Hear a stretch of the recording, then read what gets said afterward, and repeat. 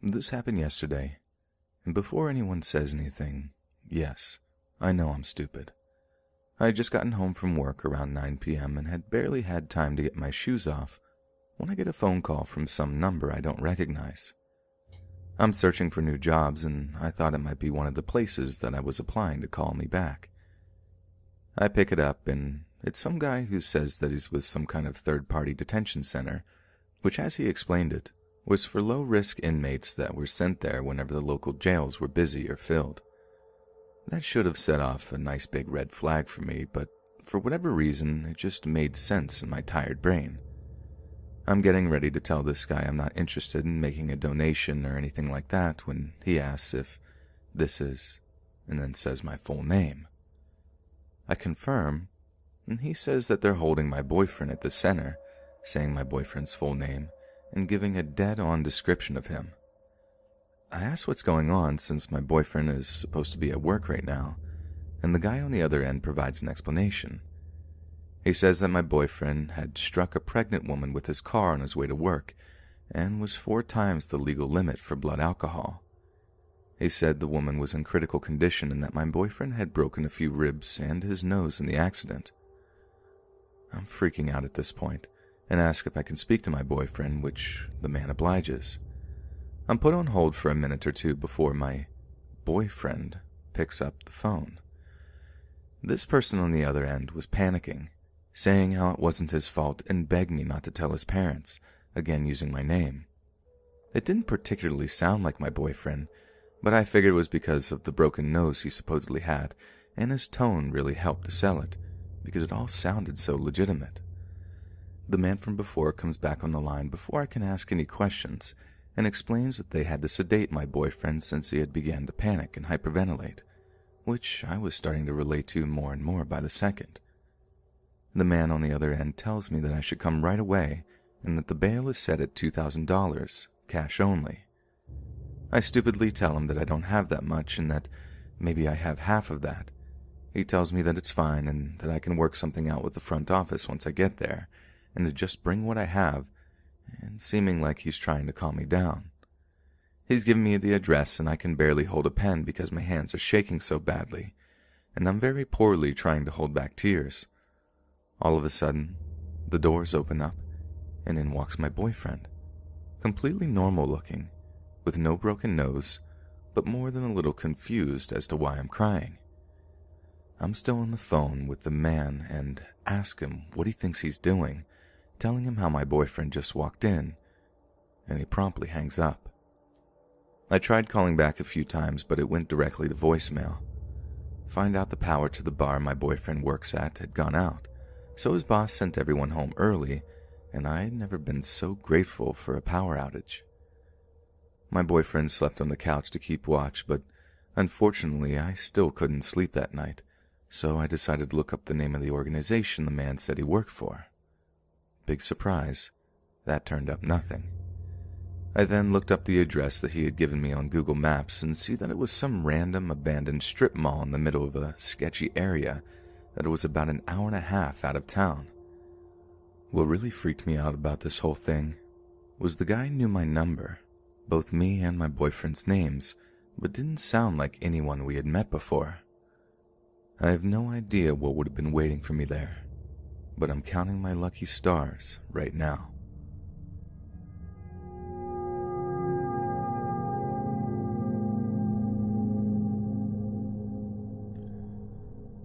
I was one of those kids you see walking around zoos or amusement parks wearing a leash. Those were already a thing 20+ years ago, but less common, and were initially only tied around the wrist. In my case, it was a necessity. I would always start wandering off from the rest of the family no matter what situation. This is one of the stories that led to me earning my leash. It happened when I was about 6 years old and I went to the zoo with my mom and sisters. Before every family outing, my mom made sure to give me the talk about not walking off again or face the consequences. My mom was a strict parent that made good on her promises. She had to, being a single mother of 3. I didn't try to disobey her per se, but I often just didn't pay attention to the world and people around me. No different to this day.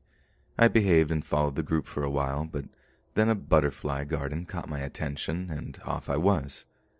When I finally realized I separated myself from my mom and sisters again, I panicked and started walking around the zoo looking for them, being afraid for my mom's reaction more than anything else. After a while, I somehow got it in my head that if I could just walk out, find our car, and wait there, my family would eventually find me. So I did.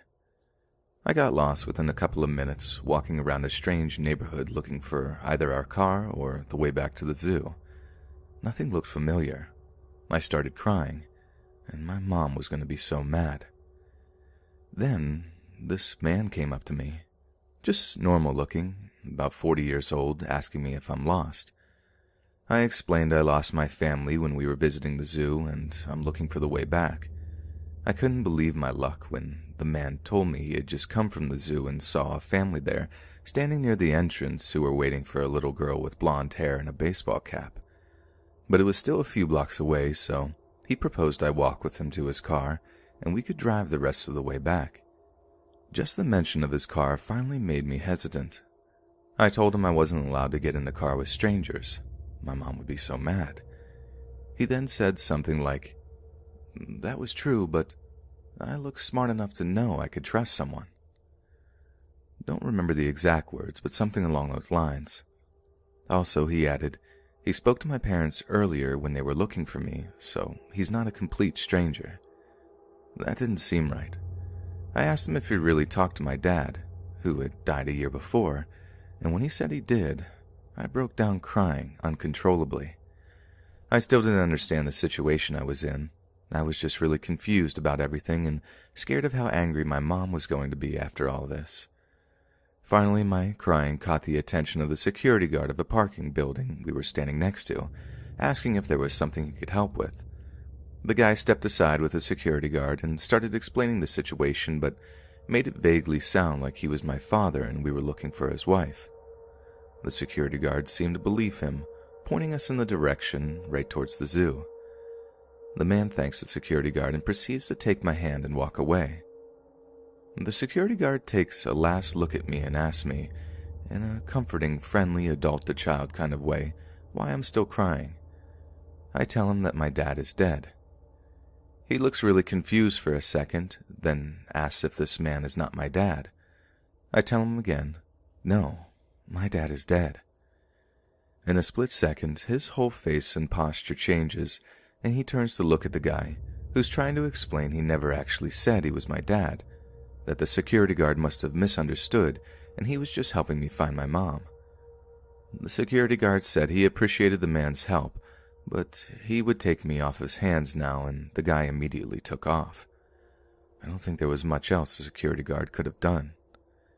I explained the whole situation, and after making a phone call, he walked me to the entrance of the zoo, which was just around the corner from the parking building.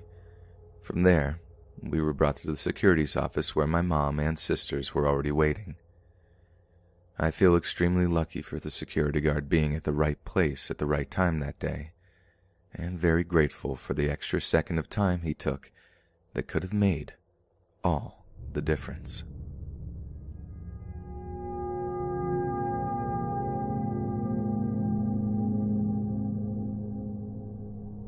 So I had known this woman since before I could remember.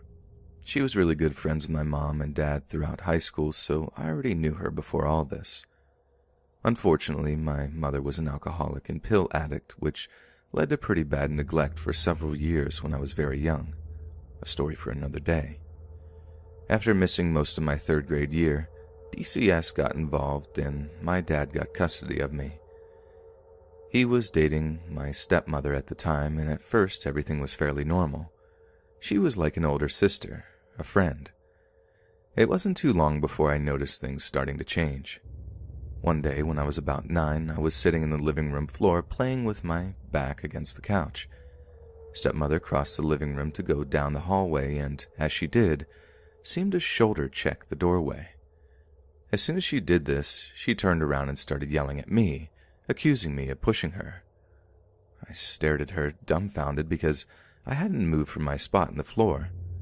She continued yelling and accusing me as I tried to rationalize it in my head. Maybe I got up and don't remember. But why would I push her? I really had no negative feelings towards her at this point, so it didn't make any sense. But she was an adult and I was a child. Surely she knew what she was talking about. Stepmother was a taller, skinny woman with long golden blonde hair, straightened through the length with those poofy 80s bangs on top. She typically wore high-waisted jeans and kept long, pristine red nails that would end up being a horrifying symbol to me into my teenage years. Things only got worse as I got older. I would speak to my mom on occasion over the phone or in a letter the first few years, but each time I did, stepmother would become more and more hostile towards me, claiming that my contact with my mother was making me misbehave. But I was always an introvert. I loved reading in school, and I was a bit of a nerd and hated getting into trouble, so this accusation didn't make sense to me even then. But what could I do about it? Before too long, I noticed that stepmother looked for an opportunity alone with me to treat me however she wanted. Stepmother quickly became extremely militant. Each morning she woke me up for school by bursting into my room and aggressively jerking the covers from my body. Some mornings, even grabbing my feet, digging her nails in and twisting my toes. I was expected to follow a strict schedule on school mornings. 6:15 out of bed. 6:15 to 25 a.m. get dressed for school. 6:25 a.m. breakfast. At this time I was expected to stand in the exact center point of the threshold between the kitchen and the dining room, ready to take my breakfast and sit in my spot at the table. 6:35 a.m. done with breakfast. 6:35 to 6:45 a.m. finish getting ready for school. 6:45 a.m.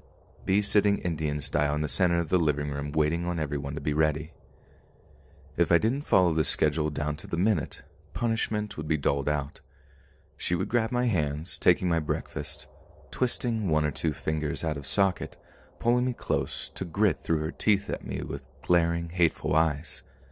Sometimes she would step on my feet, grinding her heels into my bare skin, twisting and glaring hate into me. On a few occasions, she even broke my wood hairbrushes across my face, leaving busted blood vessels and massive bruises. When the damage was too obvious, she would try to hide me for a day or so, gently waking me the next morning, acting as though I was sick and telling me that I was too ill to go to school, brushing my hair back and telling me to go back to sleep. This treatment rolled over into my days after school and would evolve into other aggressive behaviors. She made sure to conceal any sign of mistreatment from my father, but still, some happened right under his nose. At the dinner table, she would dig her toes into my leg and scrape so hard that it would shave off chunks of skin from my shins with her toenails. Even at church, placing what looked like an affectionate hand on my back, but would proceed by giving me an extremely painful and deep pinch into my back, leaving huge bruises in their places that no one else would see. I was given an hour and a half after school each day to do my homework. After that, I was expected to go to our playroom where I was to entertain her daughter. Stepmother's daughter was between 5 and 7 when things started to get really bad. I was expected to play what she wanted, when she wanted, and abide by any requests made. This was never said, but understood and later learned the hard way. One day during the summer, while eating lunch with her daughter in the playroom, she asked me to open her dessert. She had a kid cuisine that she had merely taken all of 2 bites of. My stepmother would typically leave the plastic on her dessert as a system to encourage her to eat her dinner first. Of course, when she asked me to open it, I asked her if she was done eating her meal, passively addressing the fact that she had barely touched it. I was about 14 at the time, and it seemed like a plausible thing to big sis to her about. But when I didn't give her what she wanted, she got up in a huff to go tattle to her mother, as most 6-year-olds do. Stepmother was immediately enraged and barreled down the hallway in my direction. I don't even think I was out of view of her daughter when she grabbed me by the hair and started dragging me. I tried to keep up, but lost my balance and fell to the floor as she continued to drag me down the hallway by my hair. Once we reached my bedroom, she started kicking me in the stomach and then pulled me to my feet to face my bed. She then began rummaging through my belt drawer and pulled out my woven leather belt that she had already used more than once, and then proceeded to beat me with the belt, starting at my shoulder blades all the way down to my ankles. Heaven forbid if I screamed, she would beat me more. The abuse also did not stop with physical, as she seemed to get a kick out of bullying me. This she wasn't so worried about hiding from my father, as she would make it seem light-hearted and jovial when he was around. One evening, while having a family dinner at one of our local go-to sit-downs, she started kicking me under the table, passing me horribly evil glares. After a few minutes of this, she spoke up. "You chew like a cow. Why can't you chew right? Doesn't she chew like a cow?" My dad chuckled, thinking it was meant lightheartedly, but as he looked down at his meal again, her death glare, staring a hole through me with a tight jaw and grit teeth, told me otherwise. This became a new target for her abuse. She did this again later when she noticed that I walked on the inside of my house shoes. One day, kicking me in the back of the knees, making me fall to the floor, she began kicking me in the back, knocking the wind out of me, all simply over the way I walked. This became my daily life.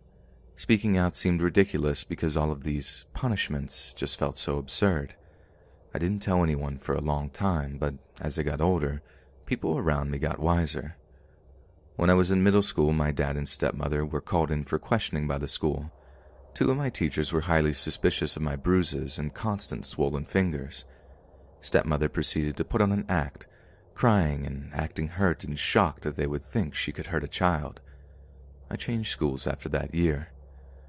Things only got worse once I went to high school, as she seemed intimidated by my aging and gaining maturity. Male friends were off limits, and my curves were to be hidden in horribly unflattering clothes. I didn't really mind so much, as I really had very little interest in boys or displaying my womanhood to any degree. However, one afternoon while taking a shower, she burst in the bathroom to remind me of my timing. As she whipped the bathtub curtain open, she saw the hair growing below my waist. Before I could react, she grabbed the hair and jerked it down, pulling out a painful handful. She cursed me for not telling her that I had started maturing in that way. I couldn't tell anyone about that for years. After the belt beating, however, stepmother's sister-in-law saw my backside and called my dad at work, cursing him and threatening to report it. I started going to her house on the weekends after that. After this, I got braver and became less scared. Once I saw people reacting to what little they saw of my stepmother's behavior, I knew I was in the right for sticking up for myself. So I did, in subtle ways at first. I brought jewelry and makeup to school and started to give myself space to express myself. Then one morning, while running a minute or two behind on breakfast, stepmother came to the kitchen in a rage. Why wasn't I finishing getting ready for school? Before I could turn around from rinsing my dishes, she was rummaging in the utensil drawer and pulled out a fork. She backed me up against the kitchen counter, pressing the fork to my throat. I don't remember what she said to me in those moments, but I remember her hot breath in my ear, hissing through her teeth at me, and I remember the chill of the cold metal prongs on my throat. I was 16. My last day there was a field day of my junior year. I decided to wear a cute outfit that her sister-in-law had bought me for casual days. It was a cute cap-sleeve strip t-shirt, cut femininely to suit my curves with long matching shorts. I knew she wouldn't like it, but I also knew that it was completely appropriate for a girl my age, even very conservative in comparison to my other peers. She saw me as I was walking down the hallway towards my bedroom, and I saw the rage fill her. She came at me nails first, grabbed my arm and dug her nails in. This is when I snapped and fought her off, shoving her into a wall. Rage filled me as I went to the living room to grab the phone. "If you touch me again, I'm going to call the cops." She went pale, and suddenly I wasn't scared for myself anymore. I couldn't control myself and laughed. "You're scared," I said, suddenly enlightened. Her face went blank as she walked towards me. "If I have to make your dad choose between you and me, it's not going to be you," she said coldly. I ignored this sentiment, because I knew she was delusional to think something like that. I went to my bedroom and packed a bag. She didn't stop me, but she did make sure to let me know that if I left, I wasn't welcome back. I ended up spending that summer in Florida with my stepmother's sister-in-law and moved in with my grandmother for the next several years. I only saw stepmother again once in my 20s. She had left my dad by the time I was out of high school for the man that she had been cheating on him with. She and I spoke briefly over Facebook in that next year, and I confronted her about what she put me through and my dad. Her response? "I'm sorry if you ever felt unloved. I was just really stressed, and you were a pretty rebellious kid."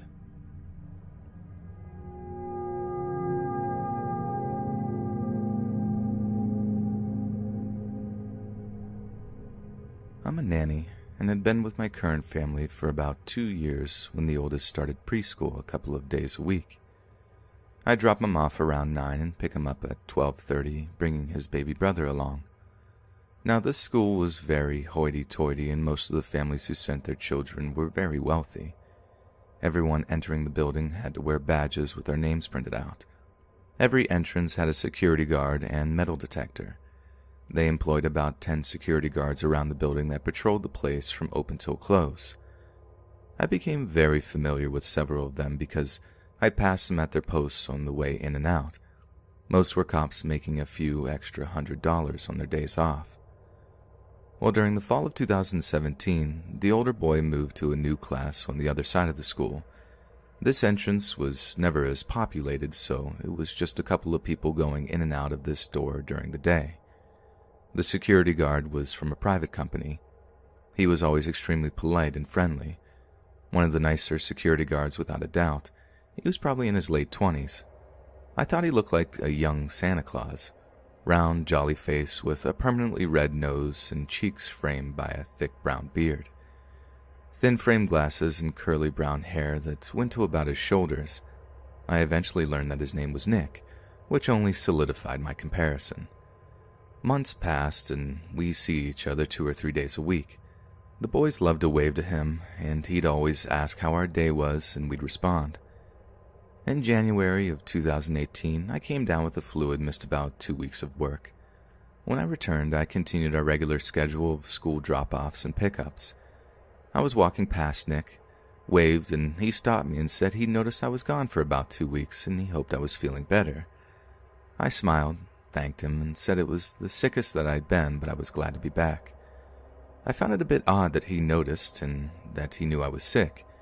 I assumed my employers had told him when they did drop-offs and pickups while I was gone. I didn't think much of it and continued on, but when I went to leave, he stopped me again and told me he didn't know that I wasn't the boy's mother. I laughed and basically said people confuse me for their mom because I'm with them all the time and we kind of look similar. He laughed too and then said, "I was wondering, I never saw you with a husband and you don't have a ring on your finger, so I thought you were just a single mom."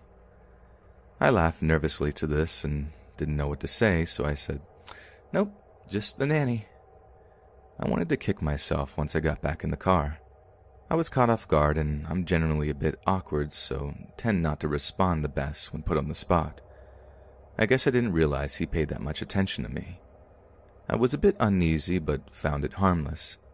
The next drop-off day I said hello and he responded by calling me by name, which he had never done before, and telling me I looked nice, which he had definitely never done before, and I was very surprised. I started to think he may be interested in me since learning that I'm not actually a single mom. This was weird for me. I'm gay, and I look very gay, so men very seldom take an interest in me, so when they do, I'm weirded out. When I left, we exchanged a simple goodbye, and the rest of the week was pretty non-eventful. In early February, I was doing the drop-off yet again when, on the way out with a baby strapped to my chest, Nick stopped me. He was very courteous, but he asked me if I'd be interested in going to dinner with him some weekend. Again, I'm incredibly awkward, so my response was to laugh, and I could see he was immediately offended. I apologized and tried to explain that I was actually engaged and had been in a long-term relationship. This was true. His face changed and he said, "Well, where's your ring?" The way he said this made me uncomfortable. I felt accused and defensive. I told him that I don't really like wearing jewelry to work, so only wear it on the weekends.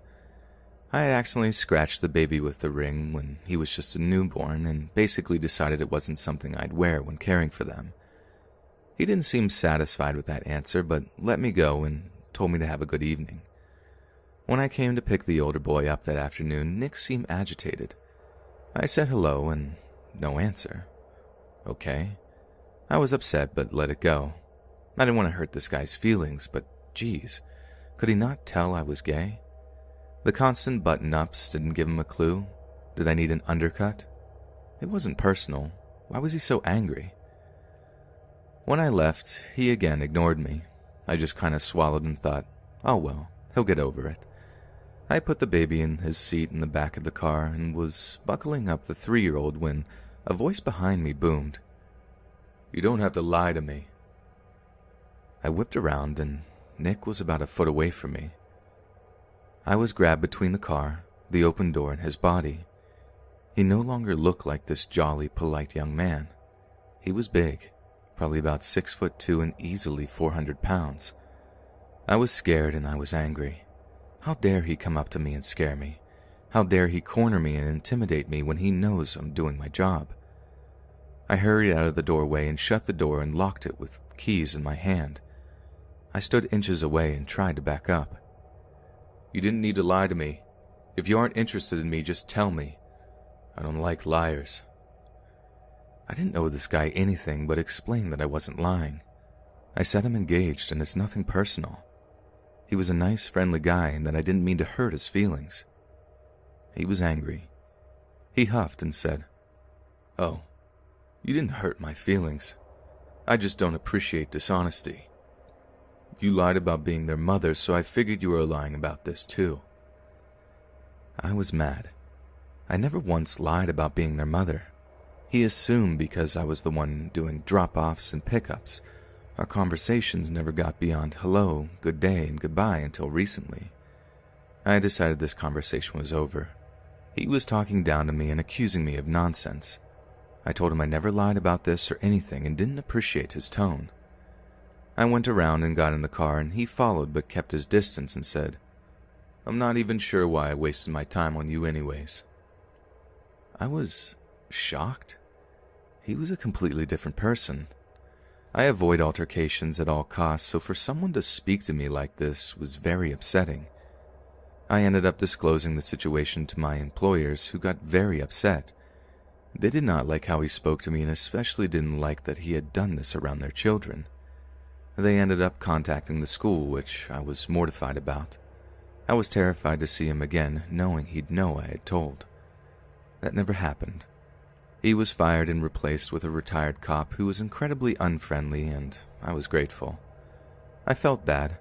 I thought my employers had overreacted, but they were prone to overreactions, and honestly, I was selfishly happy I wouldn't have to see him again. I was worried about how awkward it may be. I let it go, and weeks passed, and school drop-offs were uneventful. However, in May of 2018, that changed. I lived in an enclosed apartment complex in uptown Dallas. Our apartment neighbors a ton of bars, so we have some issues with break-ins and vandalism. We've always had police presence, but after an incident where some drunk guy broke into the office through a window, the office manager decided to hire security guards. Guess who ended up doing night shifts? Nick. When I first saw him, I was checking my mail and he had passed me in his uniform. I froze and he looked at me in the eye and said, "Good evening, ma'am." Good. He must have forgotten me, I thought. I was shaking as I went up to my apartment and immediately told my fiancée who I saw. She was aware of the situation with Nick at the old preschool, and being the daughter of a cop was always more suspicious and suspected the absolute worst out of everyone. She did not want him to find out which apartment was ours, so we started taking the back elevator and parking in a different area. He only patrolled the office area of the perimeter of the building, so we found it easy to avoid him for a week or so. One day the back elevator was out of order, so I had to take the front elevator from the parking garage up to my apartment on the 4th floor. The elevator stopped in the lobby, and Nick walks on, and I freeze. I guess he could sense I was anxious. He looked at me and said, "Don't worry. I'm not mad you got me fired. Just don't do it again." I didn't even respond. I got off on the 4th floor and then thought, oh God, now he knows which floor I live on. I immediately ran inside and told my fiancée, and she said we should contact the management. I convinced her that this was a bad idea. It could make him angry, and I doubt he'd be let go. He hadn't done anything. But did he follow me here? He knew me. How did he end up here? It seemed like too much of a coincidence. I will say we lived in a panic. We kept our door bolted and installed a camera. I'm not sure how many of us are aware of the story of Jennifer Morey. She was a young lawyer living alone in an apartment similar to mine in Houston. She was stalked and attacked by our apartment's security guard. He had access to her apartment. She survived, but went through a horrible ordeal, and we were both terrified this could happen to us. Every noise terrified us. We get up to make sure the door was bolted several times before we could go to bed. That summer, we were convinced he'd try to do something, maybe just our overactive, worried minds. We ended up avoiding him for the most part. We saw him occasionally, but he didn't seem interested, and although we were always wary, we figured he'd got over it, and we let our guards down. And he never did bother me again. He never said much of anything to me when I did see him. I decided that maybe he was having a really hard time last fall, and he was a really nice guy who maybe didn't have the best social skills. Fall 2018 rolls around, and I'm busy with work, and my fiancée is out of town, often on business meetings. One weekend, I'm home alone, and it's 3:30 p.m., and I'm walking down to the office to get a package. There are about 3 squad cars and police all over the lobby and going up the stairs. I'm wondering what happened. But like I said, we live next to the bars, and we've had incidences with drunk idiots, so figured someone had an altercation or something had gotten stolen. I try to eavesdrop, but don't hear much.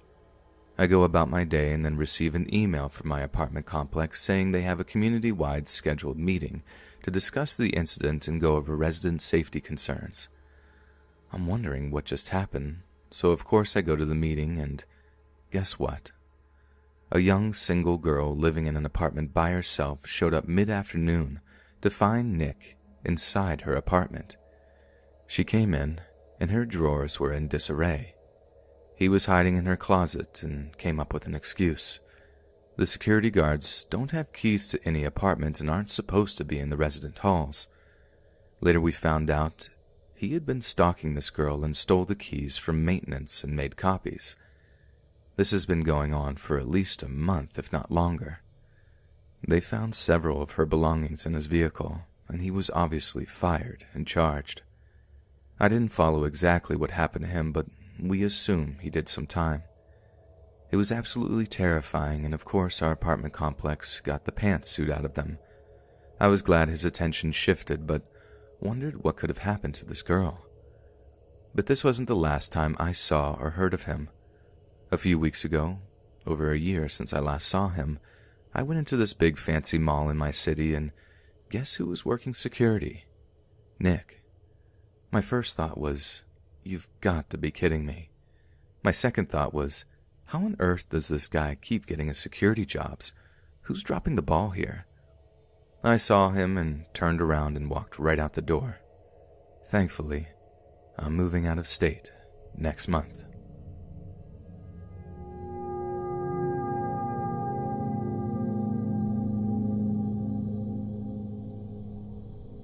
When I was in high school, I always felt so ugly.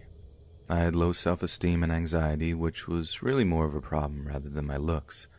So if anyone of the opposite gender gave me even a little attention, I would start to like them. I was pretty innocent despite how desperate I was, having only kissed one boy. So when I was 17 and a college guy put interest into me, I immediately clung to him. I was on this app before Tinder, and I met a guy who lived 7 hours from my home city. His name was Brandon, and he was gorgeous. Blonde hair, muscular, blue eyes. He played soccer for his university, and he was 19 years old. Honestly, he wasn't my usual type. I really like guys with dark hair and eyes. I still do, but he was really handsome and really kind. He would shower me with compliments and talk to me all the time. I lived alone, long story, in an apartment with just my cats, so I would get lonely or scared, and he always comforted me. A month into talking, he started asking for pictures. Not ones of my face, but obviously more risque ones. Now, this was nearly 6 years ago, and I didn't have a good concept of stranger danger on the internet. I mean, smartphones had only really been around for 2 or 3 years at this point, at least in my school and with my age group. 17-year-old me, who was so insecure, wanted to make him happy because I couldn't believe I had gotten a guy like him.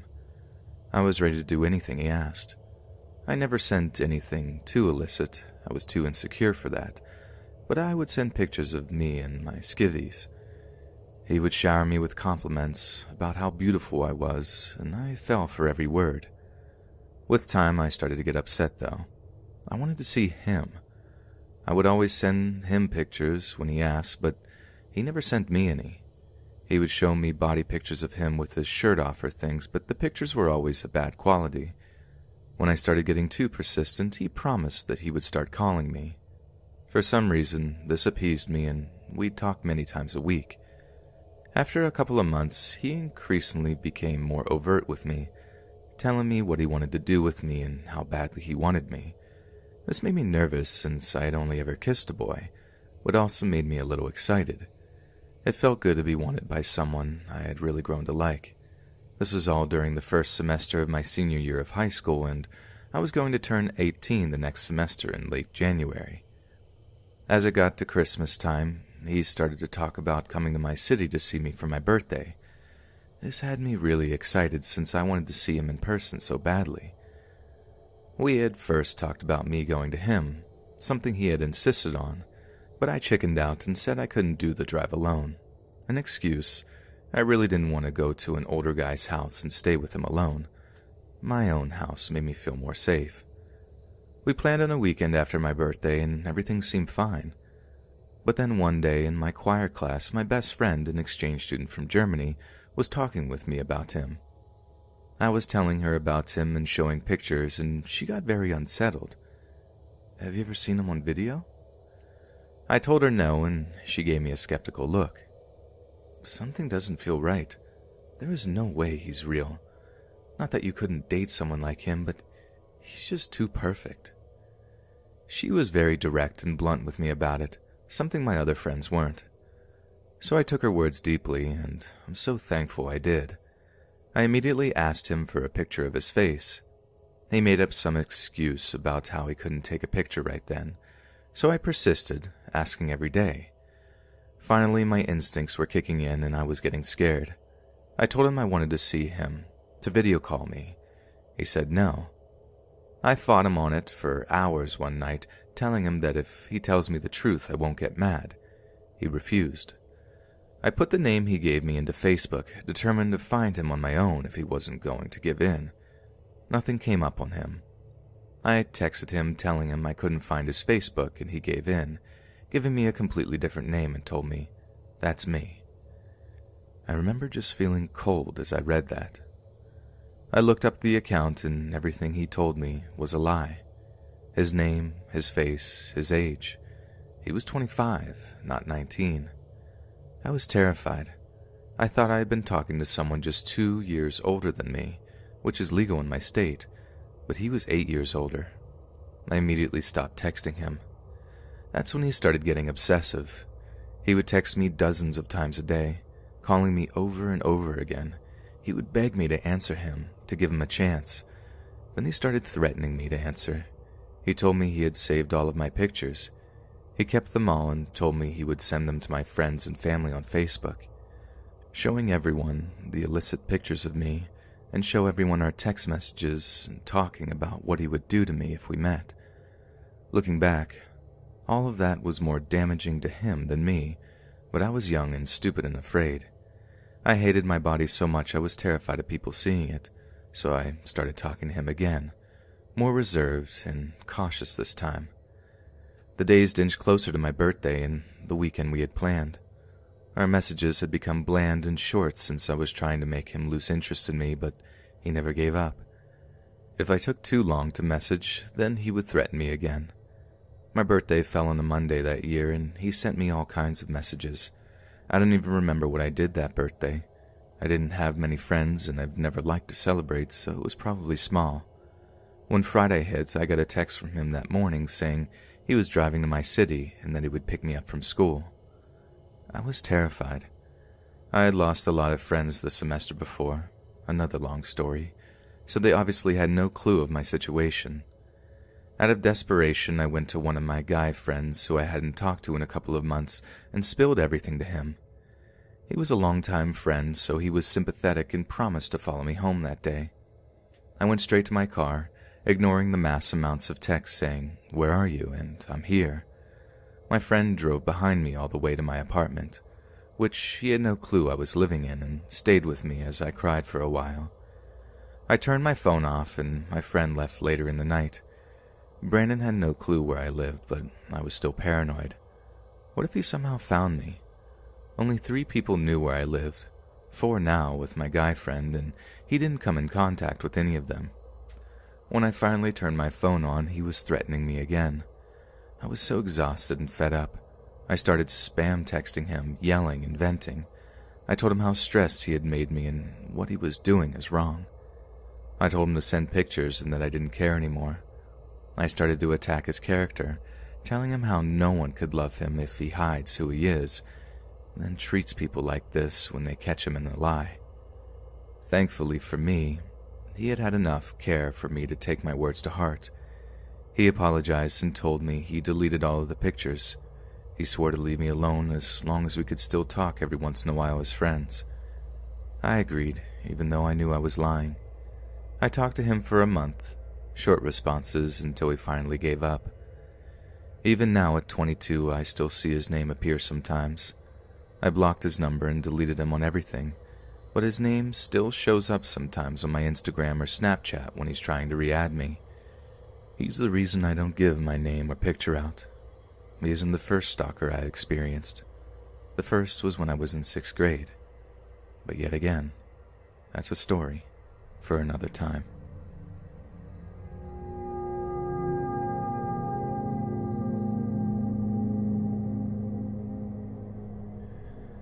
How this all began was me, being nice to the people who came to my local community library as I was a casual worker, although people probably thought I worked part-time, as not only was I spotted behind the desk checking in and out books, but also on my laptop abusing the Wi-Fi.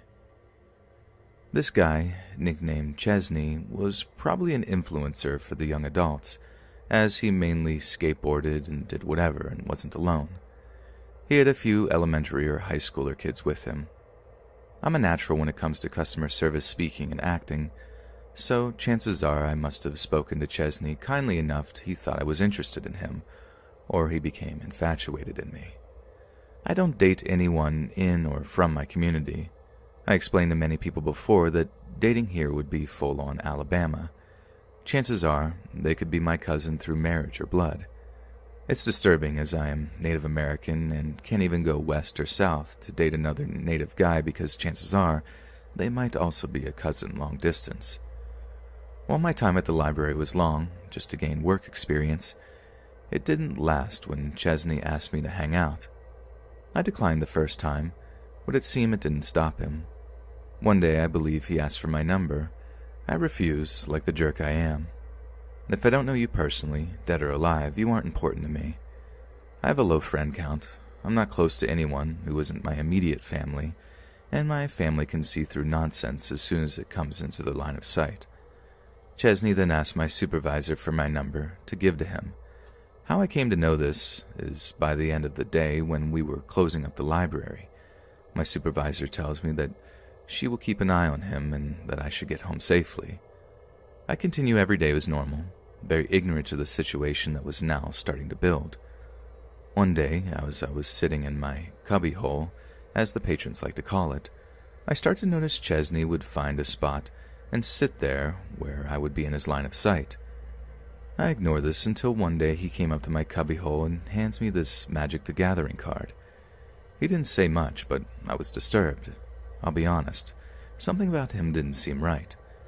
The card had an octopus on it, and right then and there, I placed the card down and gathered up all my things and left.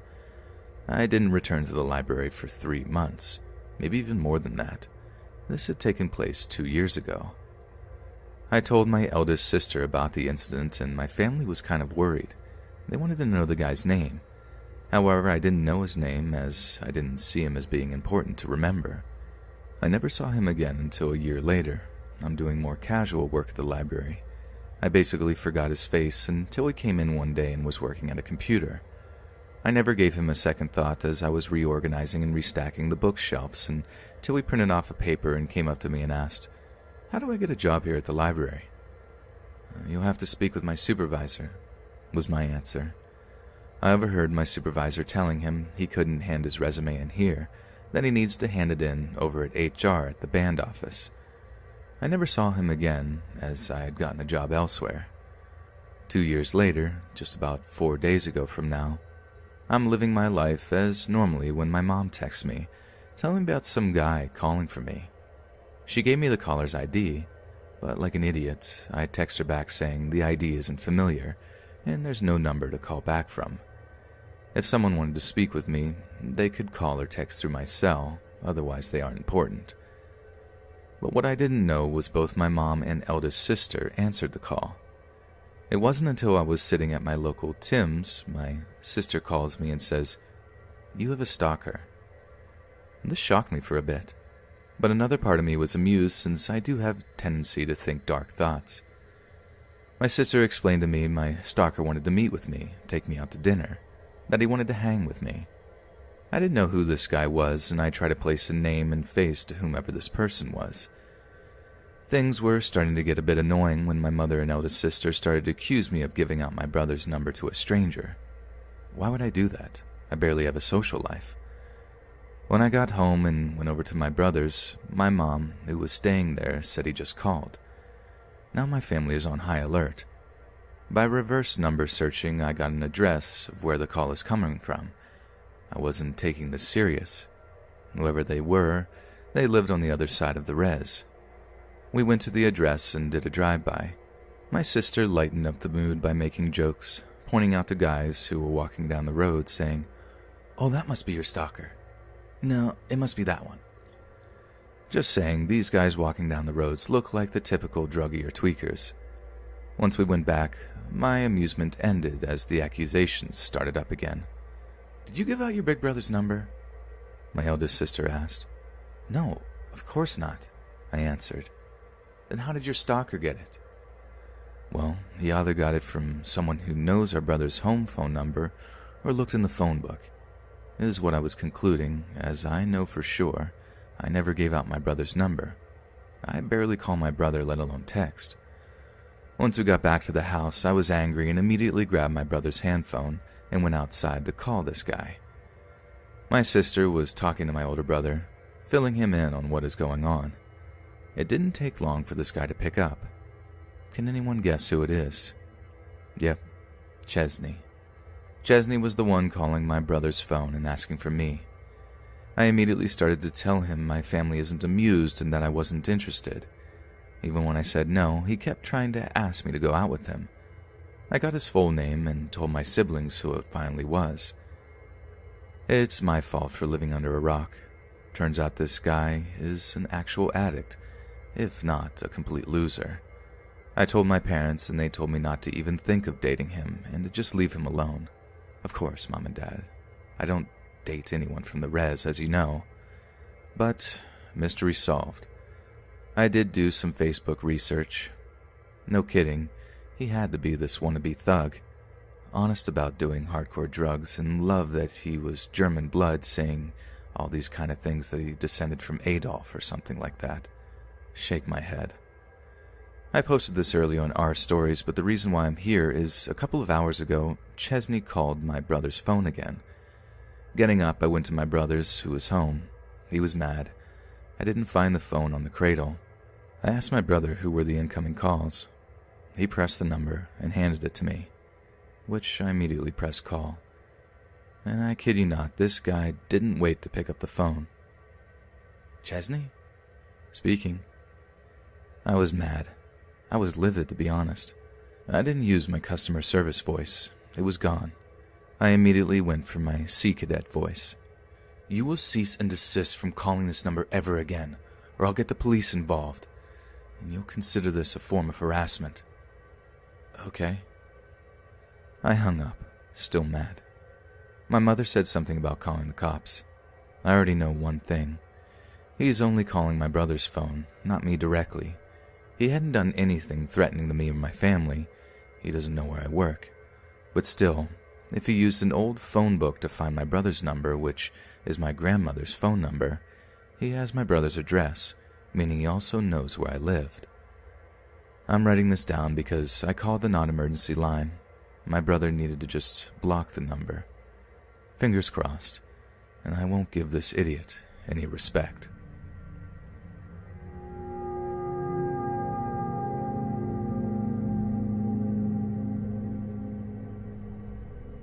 This happened 1.5 years ago.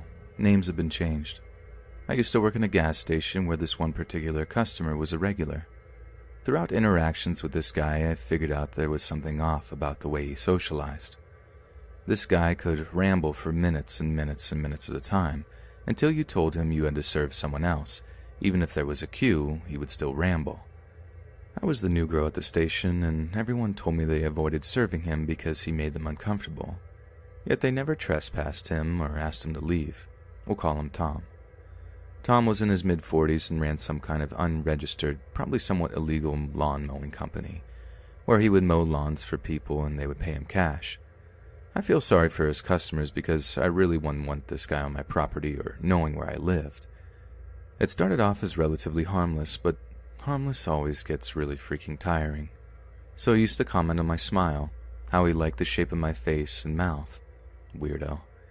He also used to comment on my hair, which I used to dye red. It's actually part of the reason I stopped dyeing it. He even stroked it a few times. I told my site leader that I thought he was weird, and he was always commenting on my looks, and I was getting sick of it now. She literally said, "Well, none of us kiss his butt, so he leaves us alone now." That really made me mad, because I never did any of that. Only politely served him and asked him not to behave certain ways. Secondly, he never left them alone. They used to run into the back room and make me serve him. One day, my coworker had a heart attack and died suddenly. Not at work, thankfully. I was really upset because he was practically the only nice coworker towards me. There were a lot of mean women working at the station who talked about me and made fun of me behind my back, even though I was constantly doing their work and pulling double-plus shifts regularly. This coworker was a really wonderful older guy, pushing me to talk to my boss about becoming a manager. Naturally, I was upset, and I cried a couple of times in my shift, but once I was alone for the night, I had to hold myself together for the customers. Tom came in, it was around 8 or 9 p.m., and we had a policy called controlled door. Basically, we unlock the door for anyone we think won't rob us. After 10 p.m., no customers are allowed in. So yeah, Tom was buying 2 bottles of Coke or something. He let him in because I wasn't that threatened by him at this point, and I was a bit off during this shift since my coworker had just died that day. He approaches the counter and mentions that I look sick or upset, and how he heard that so-and-so had passed away. I just said yes and said I was feeling a bit sad. Without warning, he grabbed me by my neck and pulled me across the counter into an awkward and painful hug because my legs were hanging midair. I didn't say anything because I was literally so taken aback and frankly scared. Tom then said, "I noticed you had the door locked and then unlocked it for me. That must mean you trust me." I just made some excuse about how I needed to clean the coffee machine now and he needs to leave so I can monitor the cameras. The way he had grabbed me left a sore pain in my neck for literally weeks. The next few days, I told my site leader what happened, and she told me in a snarky way that I should have made an incident report the night it happened. I told her I forgot because I was shaken up. She said she would get him trespassed. A couple of nights when I was leaving around 10 p.m., he would be outside, around the corner of the building and offering to take me home. I always refused and quickly got to my ride. I told my site leader this and asked when the trespass was happening, and she said she was discussing it with her boss. A few more creepy comments and occurrences happened when people finally started asking him to leave. By this point, Everyone was aware of his behavior towards me and were actively telling him to leave. I got fed up and handed in my resignation since he hadn't been officially trespassed. It took me handing in my resignation for them, on that day, to go to the police and then have a sit-down with me and try to convince me not to leave. I said my mind was made up.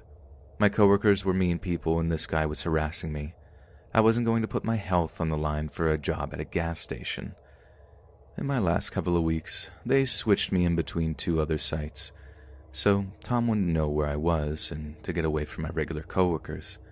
My main site at that time was amazing. The coworkers were supportive and super friendly.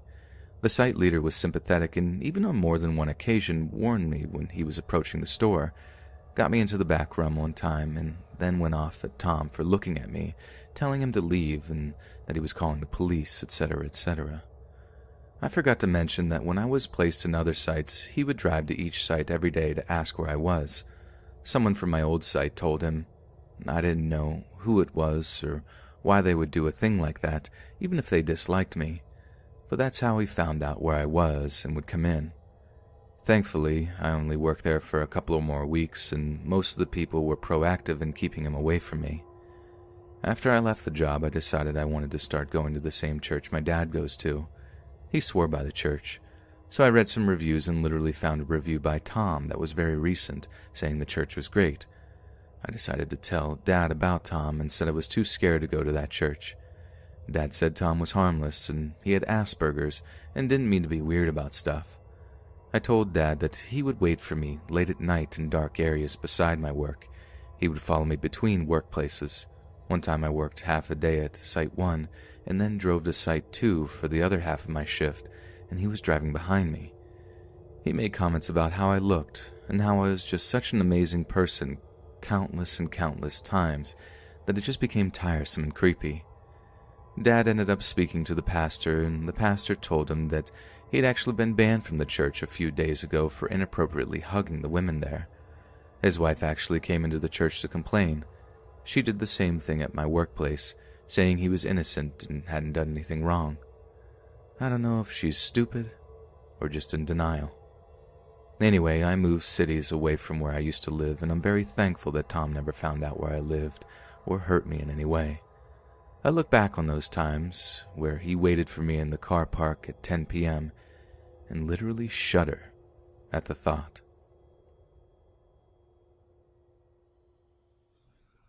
Hey friends, thanks for listening. Be sure to subscribe and click that notification bell to be alerted of all future narrations.